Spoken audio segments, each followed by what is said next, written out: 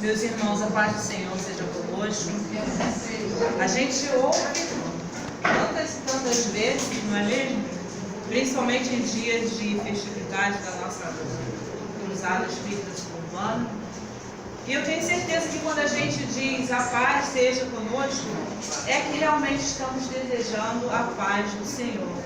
Porque a guerra já está no mundo, né? Jane, você sabe, ele só vai mudar aqui a posição para poder acompanhar. Sim, fica à vontade.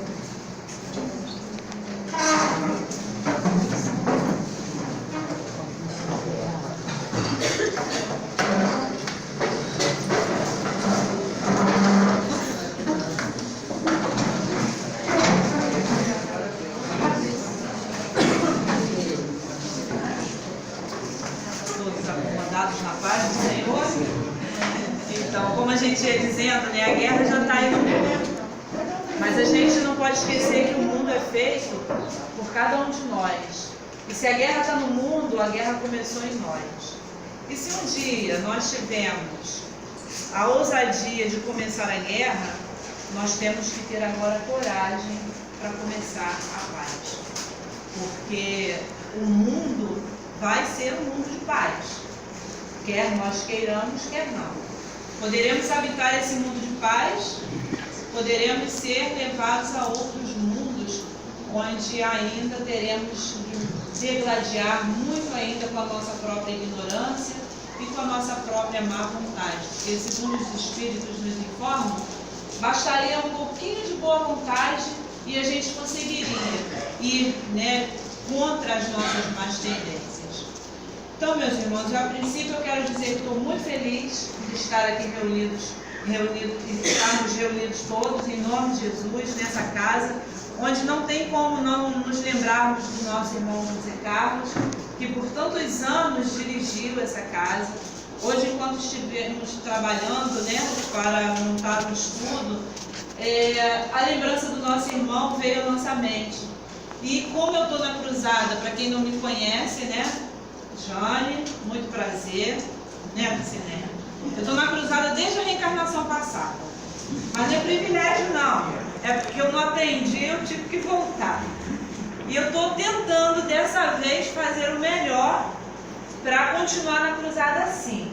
Mas como aquela que hoje já entende que precisa alavancar o meu progresso, auxiliando o progresso da nossa instituição, sim, porque cabe a cada um de nós, E o nosso irmão José Carlos, eu tive a oportunidade de ouvi-lo muitas vezes em dias de festividade, quando ele era convidado a representar essa casa, e uma pena que ele falava muito baixinho e eu não prestava muito atenção, não conseguia captar muito bem o que ele falava, mas sempre ele trazia alguma história relevante e alguma história que dizia da cruzada. Então que o nosso irmão nessa hora receba o nosso abraço por tudo que ele fez, porque o nosso tema de hoje, o homem de bem perante Deus e perante os homens, e a gente vai entender que o nosso irmão José Carlos certamente foi um homem de bem, porque senão não teria ficado à frente dessa sucursal durante tantos anos, como nos orientou o nosso irmão Rogério, mais de 20 anos, não é isso? Então, certamente um homem de bem, porque os Espíritos também nos informam que Deus não se serve da boca do mentiroso para ensinar a verdade. Então, óbvio, para quem ficou 20 anos ou mais dentro de uma instituição, ele não tinha a boca do mentiroso. Então, que Deus possa conduzi-lo na espiritualidade, quem sabe até já está aí reencarnando daqui a pouco com a gente, e que ele receba as nossas fraternas vibrações de amor. Bom, meus irmãos, o tema de hoje, ele foi retirado do livro O Céu e o Inferno. Kardec, em 1865, trouxe para a gente essa obra grandiosa. À época, o catolicismo era quem dominava as religiões do mundo. E impressionante o tempo que eles perdiam, ao invés de estar levando realmente a comunidade ao conhecimento de Deus e ao conhecimento da verdade dentro do Evangelho, era uma perda de tempo em lutas, em guerras, por disputas de coisas materiais, como terras mesmo, como o domínio das leis. Então era uma época hostil. E nessa época, infelizmente, era uma lente muito distorcida que falava da verdade do Cristo. E Kardec vem, entre outras obras, a começar pelo Livro dos Espíritos, nesse ano de 1865, trazer a obra O Céu e o Inferno. Nós sabemos que a comunicação mediúnica não é uma coisa que foi inventada por Kardec, nem era fruto da sua imaginação, posto que nos fenômenos de Heidesville isso já acontecia, antes mesmo da doutrina espírita ser organizada, ser toda avaliada por Kardec e embasada em verdades imorredoras. Porque Kardec, como aquele que era o cientista, ele foi lá, organizou, investigou e percebeu que não era porque eram espíritos que se comunicavam que tinham todos o mesmo patamar, estavam em graus diferentes. Portanto, cada um tinha uma visão da vida, cada um tinha uma faixa evolutiva. Então, baseado nessa investigação, ele criou a escala espírita, né, e localizou os espíritos em classes e ordens. E automaticamente, dentro dessas classes e ordens, Kardec também, dentro do livro Céu e Inferno, foi colocar esses espíritos nas suas devidas condições espirituais. Então, nós vamos ter, dentro do livro Céu e Inferno, espíritos felizes, espíritos em condições medianas, espíritos sofredores, suicidas e criminosos arrependidos. Então, hoje, como nós dissemos, a nossa fala vai ser baseada dentro de uma mensagem que foi trazida por um irmão que estava na categoria de espíritos em condições medianas, Joseph Bré. E esse irmão veio falar justamente a respeito do que seria um homem de bem perante Deus e perante os homens. Será que é a mesma coisa? Será que a gente consegue, enquanto homens, espíritos reencarnados, ter essa visão de ser um homem de bem na mesma proporção do mundo reencarnado, do mundo em que vivemos, e na condição de espírito imortal, filhos de Deus, e o que Ele espera de nós enquanto nosso Pai?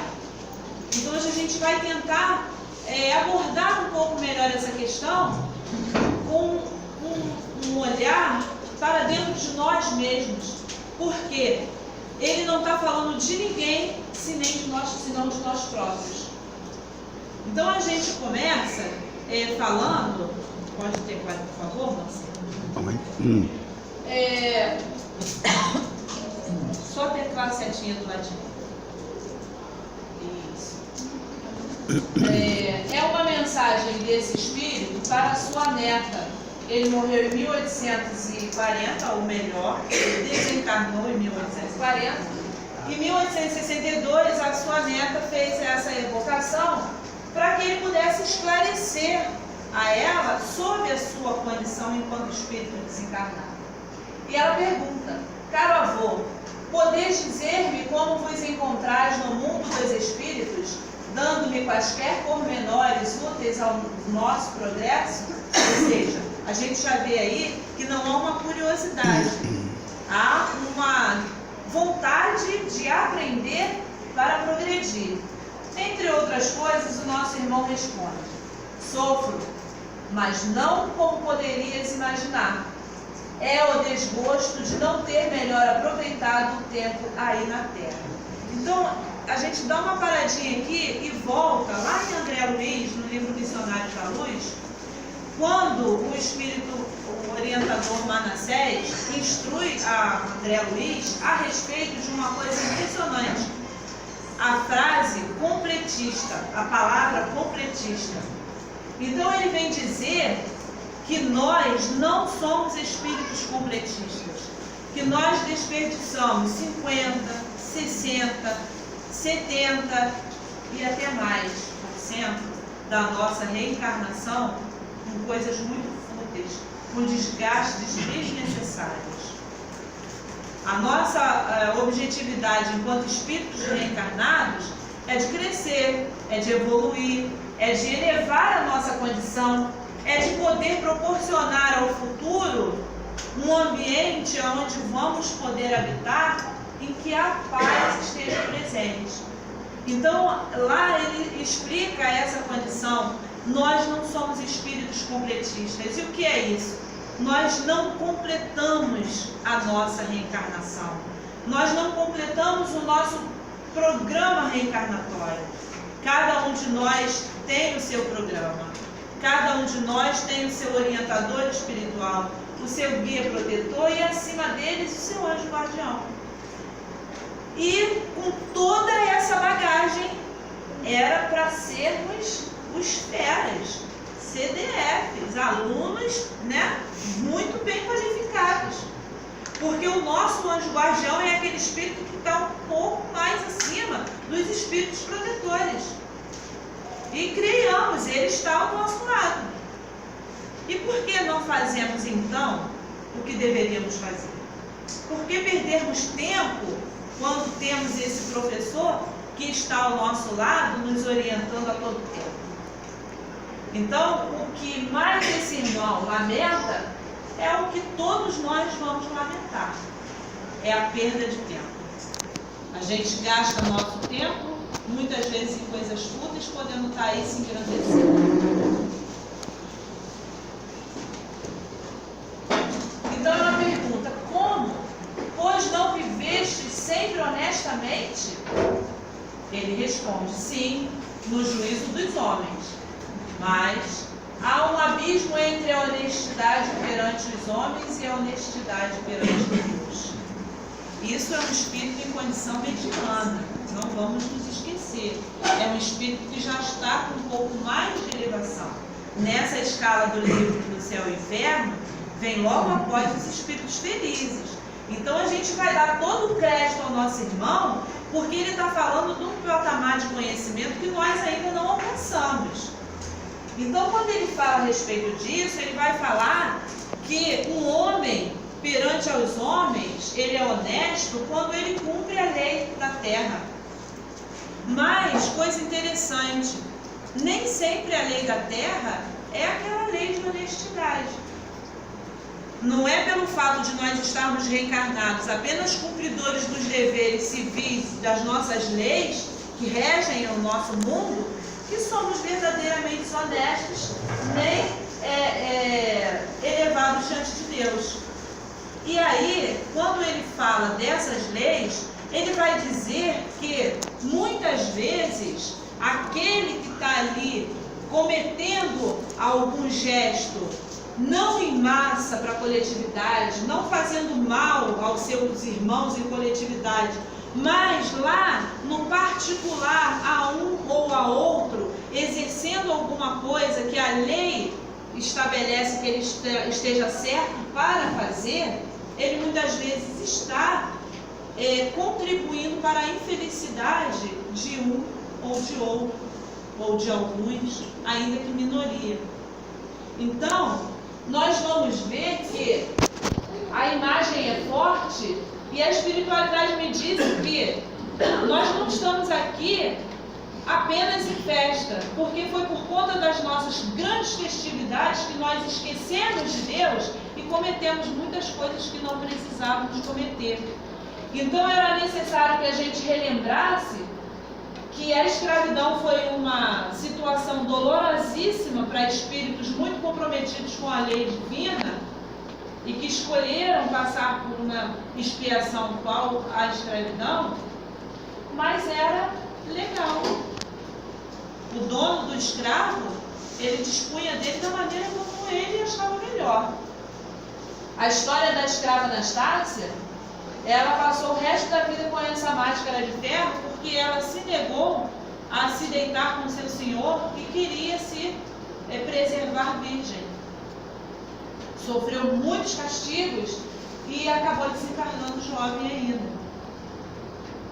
Aquela outra cena ali era a coisa mais leve que talvez a gente pudesse ver na escravidão. E choca muito. mas estava dentro da lei. E o nosso irmão vai dizer que muitas vezes a lei do homem não vai punir de acordo o hipócrita, que por trás da lei cometia certas situações como essa. E aí ele vai falar que, para ser um homem, honestamente falando, né, diante dos homens e diante de Deus, não é necessário apenas cumprir a lei do homem, mas é necessário que a gente cumpra a lei de Deus. E aí ele vai falar aqui sobre algumas situações muito interessantes, e como nós somos espíritas e temos o privilégio de ter esse homem reencarnado que foi entre nós, foi nosso contemporâneo, um ícone não apenas da doutrina espírita, não apenas do espiritismo, um ícone do evangelho. Então, já que o nosso irmão vai nos dizer que para ser um homem honesto diante de Deus e dos homens, não é necessário apenas cumprir com a lei de Deus, dos homens, mas principalmente com a lei de Deus, ele também vai relatar aqui o que é ser aquele homem diante das leis de Deus. E, sinceramente, a gente procurando, não precisa muito, encontra muitos anônimos e aqueles que são bem conhecidos. Os anônimos estão por aí, espalhados pela terra, agindo no bem, numa oração, num copo de água. Hoje ainda eu assisti num videozinho muito interessante de um menino que estava na escola, no meio da merenda, ele sentado sozinho com o pacotinho da merendeira dele, e todo mundo merendando e olhando para ele. E ele ali quietinho. Até que o diretor da escola, observando aquilo, resolveu ligar para a mãe para saber o que estava acontecendo. O menino está achando sem merenda. Não tem merenda para ele, está se sentindo constrangido. Então a mãe vai, prepara o café da manhã dele, com sucrilhos, com leite, ele come aquilo com um ardor, com uma vontade muito grande, enquanto ela prepara o sanduíche. Coloca na merendeira, põe na mochila e ele segue para a escola. E ela resolve segui-lo. Eis que no meio do caminho, sem que ele perceba, a mãe observando, o menino senta-se a um banco e correndo para perto dele vem uma menininha, da idade mais ou menos dele. Senta do lado dele, ele abre a merendeira e serve a ela o lanche dele. E a mãe derrama óbvio, lágrimas dos olhos. São os anônimos. São os que estão cumprindo com as leis de Deus. Nós estamos? Essa grande pergunta que a gente precisa fazer, porque como Kardec fala a respeito da fala de Santo Agostinho, às vezes as passagens não nos tocam diretamente, determinando o que a gente tem que fazer dentro do nosso eu. Mas quando a gente faz a pergunta, eu fiz alguma coisa de mal para o meu irmão hoje? Eu fiz alguém sofrer? Eu fiz alguém chorar? Não dá margem a nenhuma justificativa. É sim ou não. Então essa é a pergunta que vai ficar para nós hoje. Nós estamos fazendo o nosso papel enquanto filhos de Deus, cumprindo também com a lei de Deus e principalmente com a lei de Deus, e eu ouso dizer que a gente tem que inverter a fala, cumprindo também com a lei do homem, mas primeiramente cumprindo com a lei de Deus.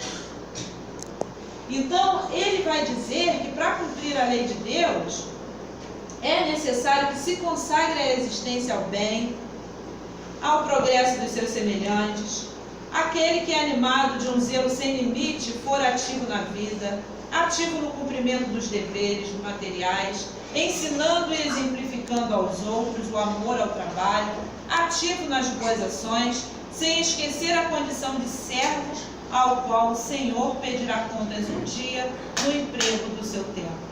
Ativo, finalmente, na prática do amor de Deus e do próximo. Dentro da nossa doutrina espírita, nós vamos encontrar ninguém menos do que Chico Xavier. Para mim, a representação do homem de bem diante de Deus. Esse sorriso lindo, já velhinho, um pouco mais idoso, Eu tive a oportunidade de assistir no Fantástico uma vez, ele dizendo, e nunca mais eu esqueci, eu amo vocês. Aquilo entrou no meu coração com uma força tamanha, que quando eu lembro que esse homem, eu amo a todos vocês, e todos vocês eu estava incluída nisso, faz um bem tão grande, dá uma alegria tamanha, que dá vontade de ser igual a ele. A gente vai chegar lá. Hoje eu não posso dizer, né? Porque amanhã a gente vai sair daqui e vai se tornar um Chico Xavier. Mas com certeza, como Deus dá a cada um de nós a oportunidade de progredir, todos os dias a gente reencarna, a gente tem que lembrar disso. Nós estamos reencarnados no plano por tantos anos, mas todos os dias a gente reencarna. Todos os dias a gente dorme, visita o mundo espiritual e volta ao corpo físico. Estamos ligados pelo cordão fluídico, sim, mas nos desprendemos do corpo e vamos visitar o mundo de origem de cada um de nós. E voltamos. Por que voltamos? Porque ainda não completamos a nossa missão e porque Deus é misericordioso. Ele quer que a gente chegue lá. Porque Jesus disse, sejais perfeitos como perfeito é o vosso Pai. Claro, numa perfeição relativa, a gente sabe disso, que é absoluta só a Deus. Então, Chico Xavier, algumas frases sobre ele, ou o que ele tenha dito. A caridade é um exercício espiritual. Quem pratica o bem coloca em movimento as forças da alma. Alguma coisa relativa ao que o nosso irmão disse aqui. Consagre a existência ao bem. Esse homem consagrou a existência dele ao bem. Apenas ao bem. Reconheço-me a maneira de um trabalhador do campo preparando-se para o regresso do lar depois de um longo dia de trabalho. Foi isso que ele falou, né? Alguém que estimule o trabalho e que através do seu trabalho estimule outros a trabalhar. E tudo que nós ouvimos aqui hoje, trabalho, trabalho, trabalho. Porque é através do trabalho que a gente vai conseguir crescer, se melhorar. E trabalho, segundo os espíritos, toda ocupação útil. Não vamos misturar as estações, porque tem muita gente trabalhando nas bombas por aí. Tem muita gente trabalhando em prol de uma guerra potencial. Existem dois homens no nosso planeta Terra que, se der choque ali entre os dois, a coisa vai ficar um pouquinho pior. Então os espíritos definem trabalho como toda ocupação útil. E hoje estamos aqui nos ocupando com algo útil. É uma ocupação útil. Nos dedicarmos à nossa instrução espiritual. E particularmente eu me sinto muito feliz quando eu tenho a oportunidade de estar aqui falando, porque meus ouvidos estão muito próximos da minha boca. E se eu não começar a trabalhar o que eu falo, já Deus vai me afastar disso. Porque Ele não se serve da boca do mentiroso para ensinar a verdade. Nós não estamos em nível de perfeição. Mas, segundo uma informação que eu obtive um dia desse numa palestra de Haroldo, se não salvo engano, um trabalhador da Seara, dirigente de centro espírita, disse para Divaldo, eu vou me afastar dos trabalhos. Eu não quero mais fazer palestra, eu não tenho condição. Mas por quê? Porque eu não tenho condição. Eu ainda sou imperfeito, eu tenho um monte de imperfeição, não quero mais. E Divaldo disse para ele, Jesus, sabe como é que ele limpa as nossas imperfeições? Da mesma forma que a gente faz com um vaso, quando está cheio de lama, a gente coloca ele debaixo de uma água limpa e deixa a água ir caindo nele.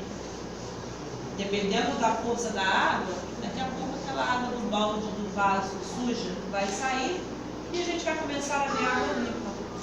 É assim que Deus faz com a gente.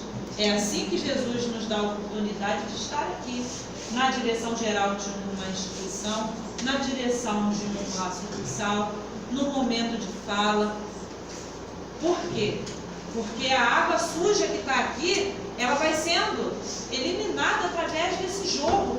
Ou alguém aqui duvida que nessa fala não sou eu quem falo, mas a espiritualidade amiga e benfazeja, o meu anjo guardião, espíritos protetores desta casa e desta instituição que falam por mim e que se aproveitam da minha boa vontade para trazer para nós ensinamentos que, conquanto sejam repetidos, porque ninguém aqui está dizendo nada de novo, são necessários que a gente ouça novamente esses ensinamentos.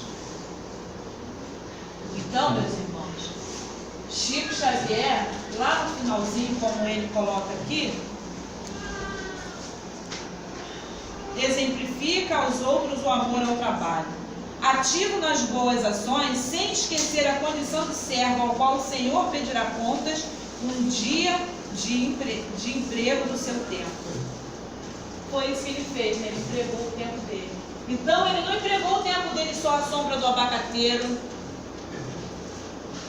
Para quem nunca leu o livro, eu recomendo, é muito bom, é fantástico, muito bom e pouco. Ouvir os esclarecimentos de Chico, de Emmanuel, as histórias dali. E quantas histórias ele conta ali. Ele saía dali quando ele estava muito triste, muito angustiado, muito sofrido. Emmanuel disse assim: Chico, vamos dar um passeio. Levava ele naqueles lugares mais dolorosos possíveis, aqueles lugares de pobreza assim, onde a dor imperava de tal forma que Chico saía dali aliviado. Porque ele via nos nossos irmãos lá uma necessidade ainda muito maior do que era dele. Varava a madrugada assim, trazendo mensagens do além para confortar familiares, amigos, pai, mãe. Quantas mães tiveram as suas lágrimas secas pelas mensagens que Chico foi lá e psicografou? Quantas obras? Mais de 400. E esse homem não quis um tostão dessas obras, porque ele disse que essas obras, o dinheiro delas, não era nada.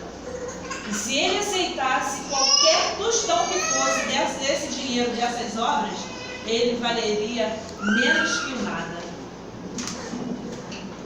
Então, meus irmãos, a gente às vezes, eu estou com tanto sono, estou tão cansado, hoje eu não vou mais estudar não. E olha que a gente vai para receber, Chico ia para doar. Estava lá doando e eu tenho certeza que está doando até hoje. Pode passar. Então ele vai continuando dizendo, né, que o homem honesto, o homem de bem, segundo Deus, ele não deve ter germes de orgulho, de inveja e de ambição. Em contrapartida, ele deve ser paciente, benévolo, aberto ao perdão, praticante do amor a Deus sobre todas as coisas e ao próximo como a si mesmo. Dá para desanimar, né? A gente não tem paciência, a gente ainda não é benevolente, a gente ainda não é aberto ao perdão, a gente traz germes de orgulho, a gente traz germes de inveja, a gente traz ambição. Mas aí a gente volta lá no Evangelho.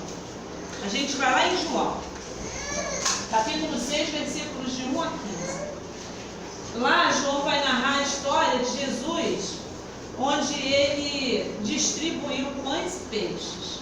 Segundo a narrativa do Novo Testamento de Haroldo Dutra Dias, ele conta que foram quase 5.000 homens e só tinham 5 pães e 2 peixes.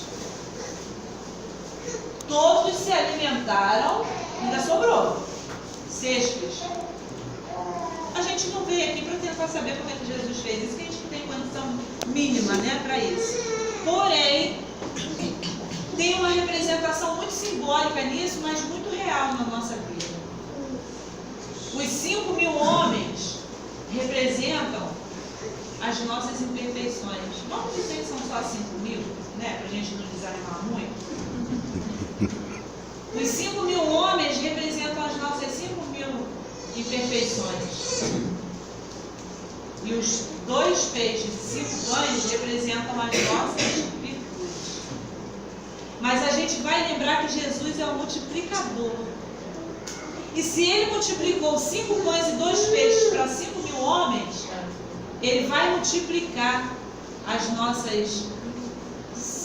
5 pães e os nossos 2 peixes que estão representados nas nossas virtudes. A tal ponto dessas virtudes se transformarem naquilo que ele espera de nós. Que nós sejamos amorosos, que tenhamos amor, porque segundo Pedro, o amor cobre a multidão dos pecados.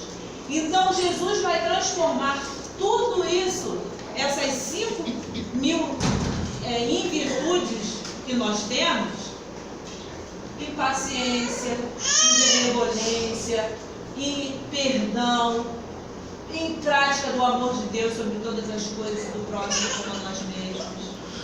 Não tenhamos dúvidas disso. Jesus vai fazer essa multiplicação. São só 7 virtudes simbolizadas nos 5 pães e nos 2 peixes. Não tem problema não. Vamos com o que a gente tem. Se são só 7 virtudes, coloquemos as 7 virtudes em prol do serviço no bem. Vamos nos dispor para Deus. Vamos entregar de coração a Deus essas 7 virtudes. Senhor, eu só tenho isso aqui. Eu não tenho mais do que isso. E às vezes, a gente tem até menos que 7. Não tem problema. Porque Jesus vai pedir conta, não vai? Não foi assim que Jesus narrou lá na passagem dos talentos? 10 a um, 5 a outro, 1 a outro. Mas o que estava ali em questão? Era a quantidade dos talentos? Ou era a capacidade que tínhamos de transformarmos esses talentos? Porque ele disse, tudo que eu faço, vocês também podem fazer. Nós estamos em que lado da moeda? Nós estamos fazendo a transformação e a multiplicação desses talentos? Ou a gente está enterrando o único que a gente tem? Só tem um, não tem problema não, Senhor, só tem um. O que eu posso fazer com esse um? Que seja uma criança que eu encontre num banco e leve o meu lanche e dê a ele. É um talento? Vamos fazer igual o garotinho. Vamos dar esse um talento para Deus. Porque certamente esse talento vai ser transformado. Vai ser para nós um grande tesouro quando passarmos para o lado de lá. Para encerrar, ele diz assim: transmite tudo a quantos tiverem a consciência onerada, né? Aquela consciência culpada, aquela consciência que se endividou, para que reparem suas faltas através das boas obras. As mãos potentes de Deus lhes apagará as faltas. Voltamos a Pedro. O amor cobre a multidão dos pecados. No Evangelho, de todos aqueles que tiveram as suas transformações, segundo a doutrina espírita, ninguém mais se esforçou tanto quanto Maria Madalena. Porque aquele método de vida que ela tinha não apenas dava a ela a sobrevivência do corpo físico que ela vendia, os prazeres, mas era algo que estava de tal forma entranhado na sua alma, era uma coisa que estava de tal forma entranhado na sua alma, que seria muito, mas muito difícil transformar-se. E ela não transformou-se de um tempo para outra reencarnação.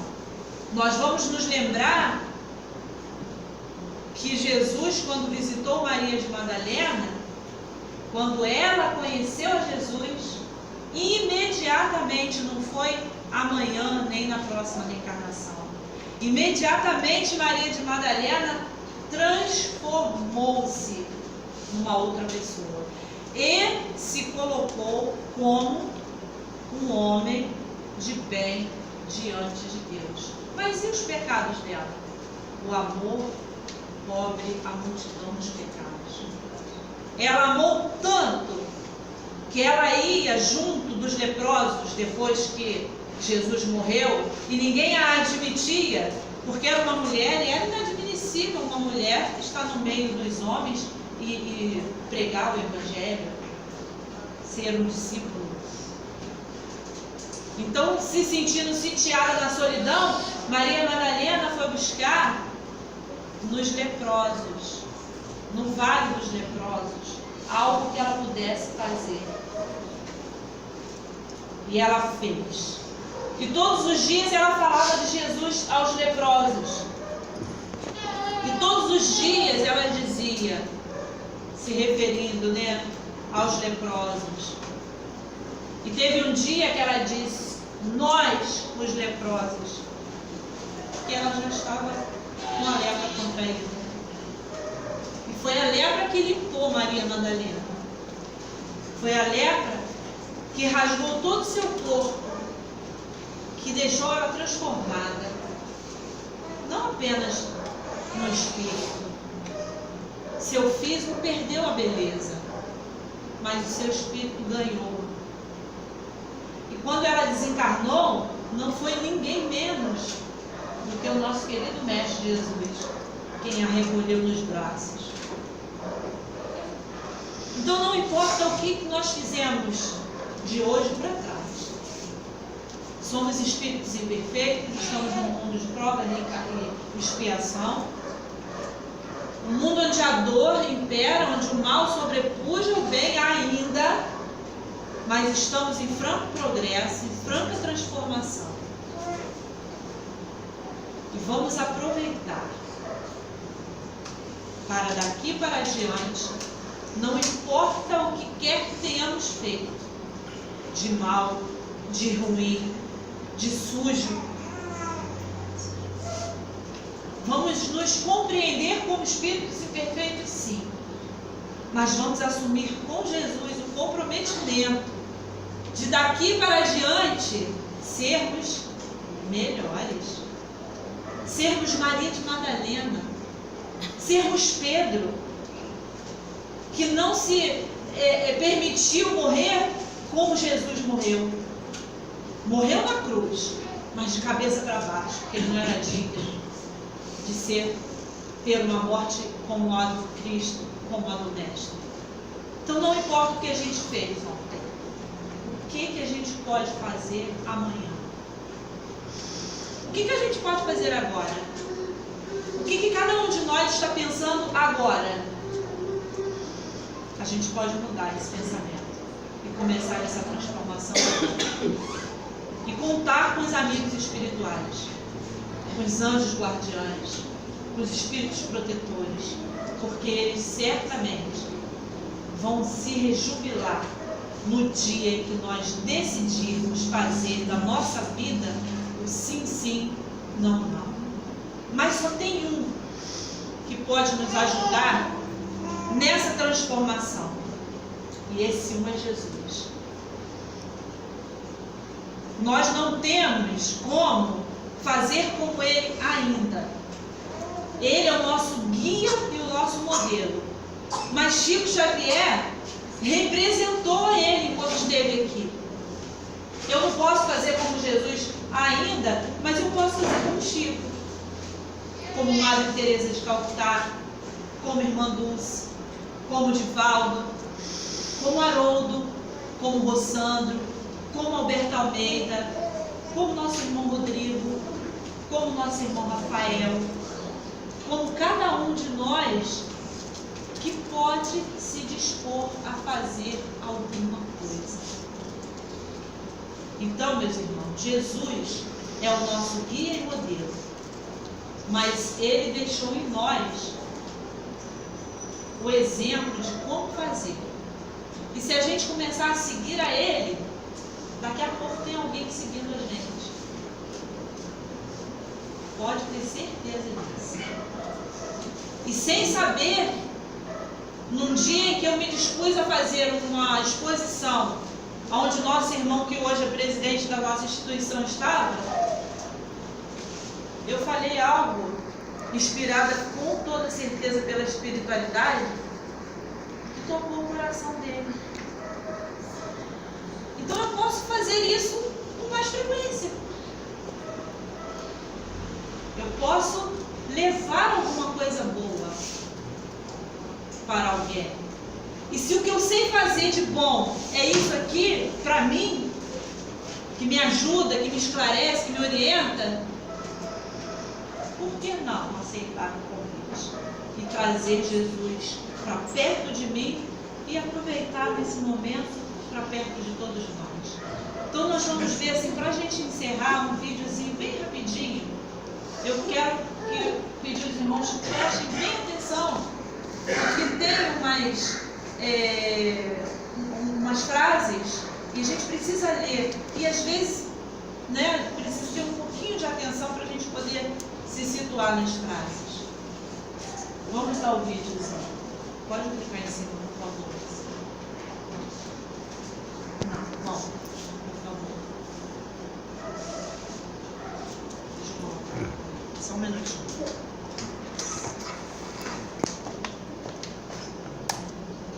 Aqui, essa seta tá horrível.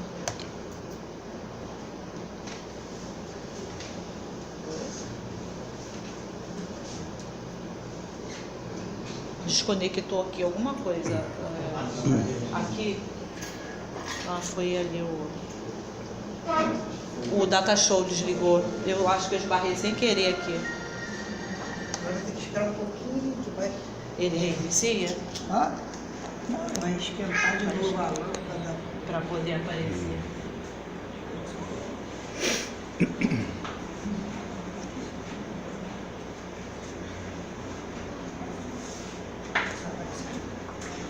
Tem como apagar essas lâmpadas aqui? Só para poder ter uma visão assim melhor do vídeo?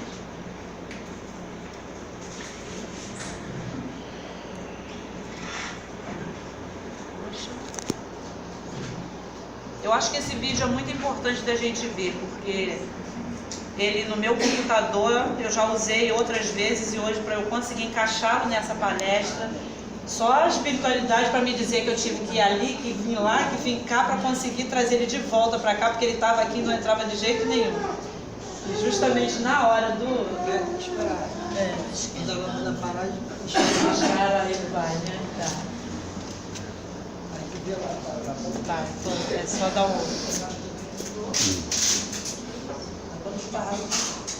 E ali, ó, para barra de novo aqui. Dá um clique aí, moça, por favor. A seta tá em cima? Tá. O som é bem baixinho, eu esqueci de trazer a caixa de som.